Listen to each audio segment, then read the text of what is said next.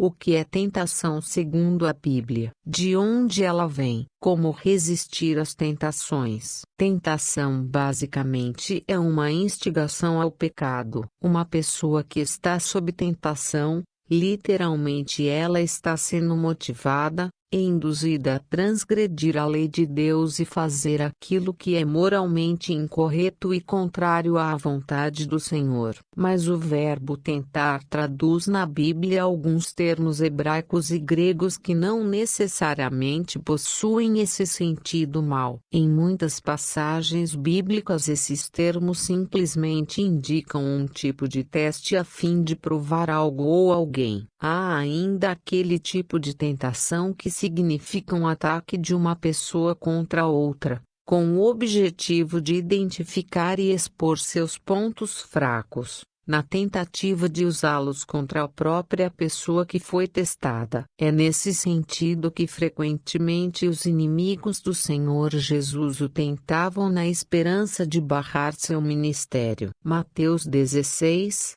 1. Então o correto é saber que o contexto irá determinar qual o melhor significado da palavra tentação e suas expressões derivadas. Contudo, sem dúvida o sentido predominante no pensamento cristão quando se fala em tentação, diz respeito a algo muito ruim e relacionado ao pecado. Nesse sentido, Satanás e a própria natureza humana caída são apontados como os agentes da tentação. A origem da tentação. Considerando o significado de tentação em seu mau sentido, a Bíblia é clara ao afirmar que as tentações jamais provêm de Deus. Isso porque esse tipo de tentação é completamente contrário à natureza e os atributos de Deus. Tiago escreve que quando alguém for tentado, nunca deverá dizer: de Deus sou tentado. O escritor bíblico explica que Deus não pode ser tentado pelo mal,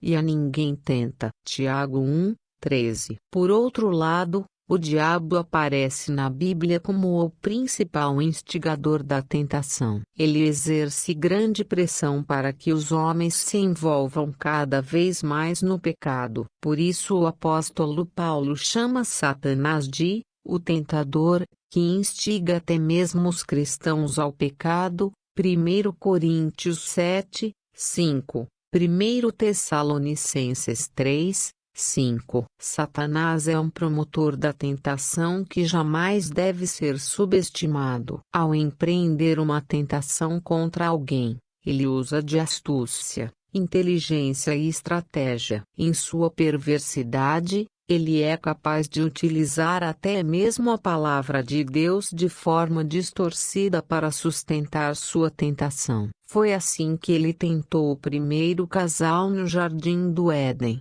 Gênesis 3, Apocalipse 12, 9, 20, 2. E depois tentou Jesus no deserto. Mateus 4, 3. A Bíblia também coloca a natureza pecaminosa do homem como uma fonte da tentação. Isso significa que a tentação para ceder ao pecado muitas vezes tem origem nos pensamentos malignos e na concupiscência do homem. Tiago 1, 13. Outras pessoas também podem servir como agentes da tentação. Isso ocorre quando alguém induz o outro a pecar. Ainda assim, mesmo uma tentação que não tem origem em Deus, ela não está à parte de seu plano soberano que objetiva o nosso bem. Quando passamos por essas tentações, saímos delas mais fortalecidos e com uma consciência ainda mais clara acerca de nossa dependência da graça de Deus e da necessidade da santificação. Diferença entre tentação e pecado. Também é preciso saber que ser tentado não é pecado, pecado é ceder à tentação. Portanto, existe uma grande diferença entre tentação e pecado. Algumas pessoas confundem essas duas coisas. Tem gente que pensa que o fato de alguém estar sendo tentado isso já caracteriza pecado, mas isso está errado. Enquanto uma pessoa está resistindo à tentação, Ainda não houve pecado, ou seja, a tentação não foi abraçada e o pecado não foi consumado. Todavia, é verdade que nesse estágio de resistência da tentação ocorre um grande conflito que faz parte do processo de santificação. Mas mesmo quando, porventura, um cristão cede a determinada tentação e comete pecado, ele ainda conta com a promessa do perdão restaurador que flui da misericordiosa graça redentora de Deus.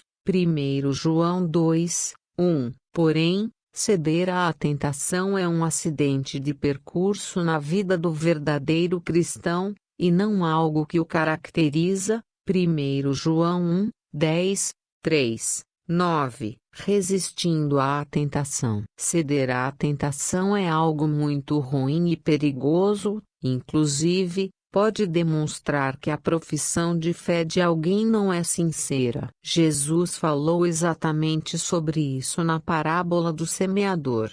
Lucas 8, 13 a 14. Então isso significa que o cristão deve resistir às tentações que lhe sobrevêm. Mas é verdade que resistir à tentação não é algo fácil. Essa dificuldade acontece porque o coração do homem é corrompido pelo pecado, sua natureza é pecaminosa e inclinada ao mal. Então o homem possui uma tendência natural em cair em tentação. Isso explica por que o cristão depende tanto do auxílio divino para poder resisti-la. O cristão só pode resistir à tentação por causa de sua união com Cristo. O escritor de Hebreus diz que Cristo passou por todo tipo de tentação, porém, nunca pecou. Por esse motivo ele é capaz de socorrer aqueles que também estão sendo tentados. Hebreus 2, 18, 4, 15. Aquele que foi redimido por Cristo está liberto da culpa e do poder do pecado. O cristão genuíno não está mais sob o domínio das trevas, mas pertence ao reino e à família de Deus. Colossenses 1, 12 a 14. Pela obra do Espírito Santo em sua vida, o cristão dispõe dos recursos necessários para resistir ao mal. Então ele busca Deus sempre, medita nas Escrituras e preocupa-se em fugir do mal. Por mais que as tentações sejam grandes, o crente deve estar confortado de que nenhuma delas está além do controle de Deus. As tentações jamais superarão os limites permitidos por Deus. O Jó 1, 8 a 12, 2, 3 a 6, 1 Coríntios 10, 13. Por isso os crentes verdadeiramente podem orar ao Pai pedindo: não nos deixes cair em tentação, mas livra-nos do mal. Mateus 6, 13.